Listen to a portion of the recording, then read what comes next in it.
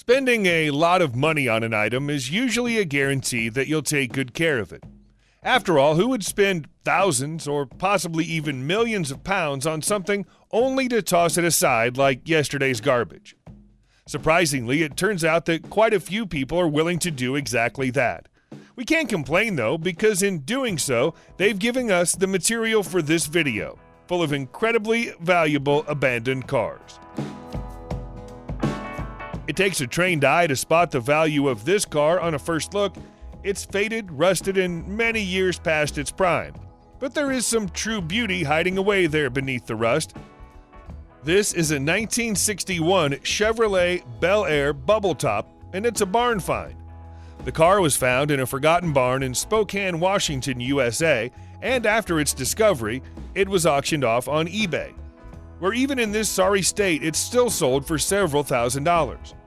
The rust made the car look worse than it is, but even taking into account the fact that most of the original parts are still present and still serviceable, the new owner would still like to do something about the hole in the floor of the driver's side.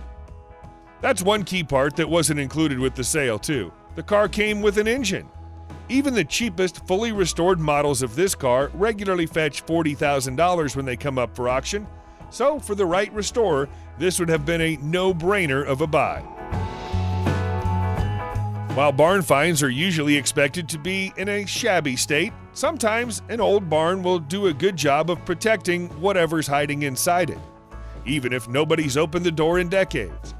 That's probably why this 1964 Shelby 289 Cobra from Scottsdale, Arizona, USA sold for $1.5 million after it was discovered and recovered in 2015. Part of the value of the vehicle lies in the fact that it hasn't been touched for so long. The many years of abandonment mean that original parts haven't been replaced and no modifications have been performed. Everything that the car came with when it rolled off the production line in the 1960s is still there, and it can all be cleaned up and restored.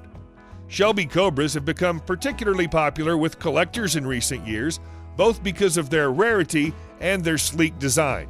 They brought a lightweight European style to American roads. Not all of them will be worth $1 million or more, but the majority will.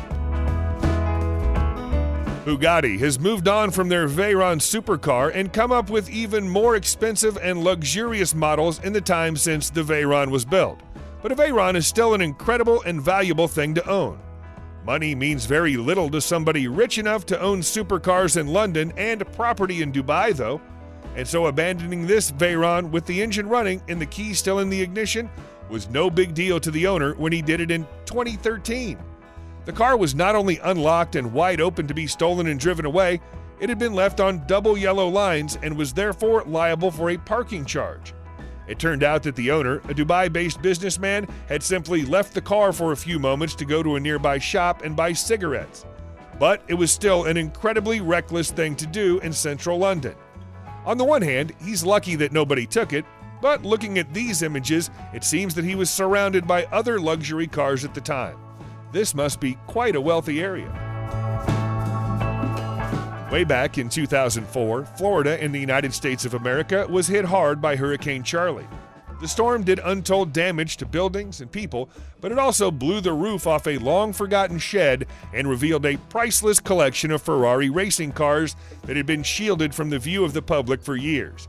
No less than 27 valuable Ferraris were hiding in the garage, including multiple models from the vintage years of the 1960s, 1970s, and 1980s.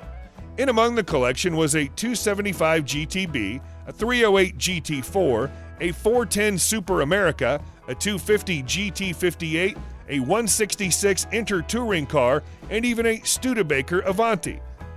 Whoever put this collection together clearly had a strong affinity for Ferrari, and presumably an almost limitless budget for buying collectible cars. Miraculously, the majority of the vehicles only suffered cosmetic damage from the collapse of the shed they were contained within, although what happened to them after they were found is unknown.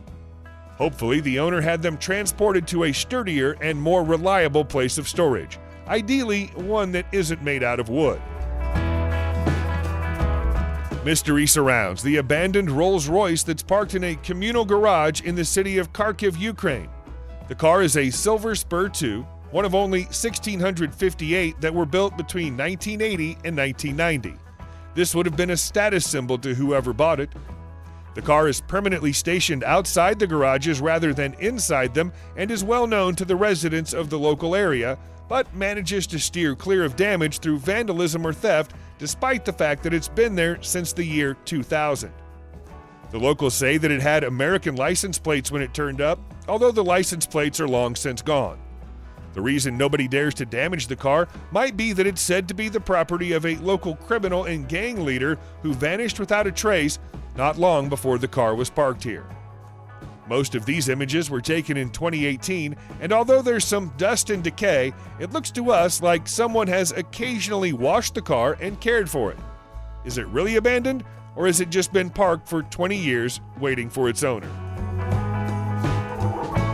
If we asked you what kind of car James Bond drives, you'd probably tell us it was an Aston Martin.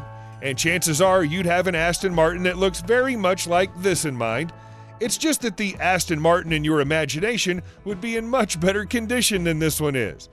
Despite its shabbiness, which is the result of spending 40 years parked in the middle of the woods in Massachusetts, it was sold for $500,000 when it was sent to auction in late 2016. To give it its proper title, this is an Aston Martin DB4, and it was the first production car in the world that could accelerate from 0 to 100 miles per hour in under 30 seconds back when it was brand new in 1958. It's believed that this model was built in the company's factory in the United Kingdom and shipped to America in 1961.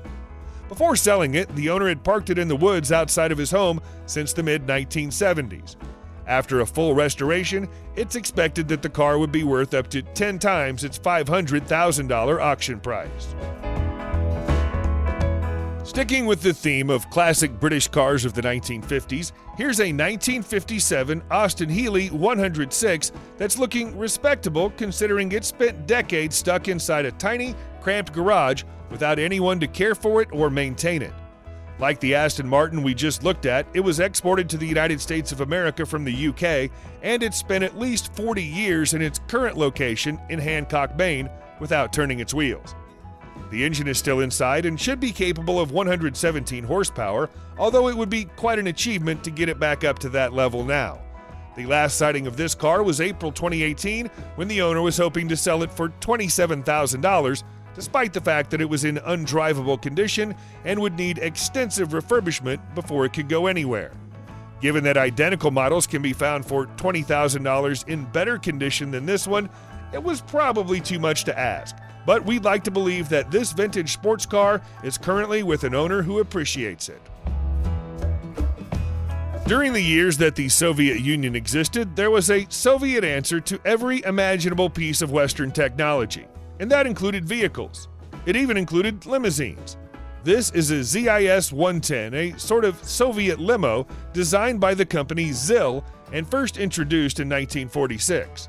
Approximately 2,000 of them were built between then and the day production ended in 2008, and most of them were gifted either to high-ranking Russian officials or respected foreign dignitaries. One of them, however, has somehow ended up abandoned in a shocking state on the streets of Bulgaria. The car was found in Knezna, in the country's northeast. The license plates are still just barely clinging on, but the windows are smashed, the tires are flat, and the body's so badly rusted that in places, it's beginning to warp. No self-respecting dignitary would be seen dead in it now. A closer inspection reveals that the car was modified sometime during the 1980s. The original 6-liter gasoline engine is gone, and a D3900 diesel engine has been put in to replace it. We believe that the owner of the car was eventually found, and the vehicle has been sold. Will it be restored? We certainly hope so.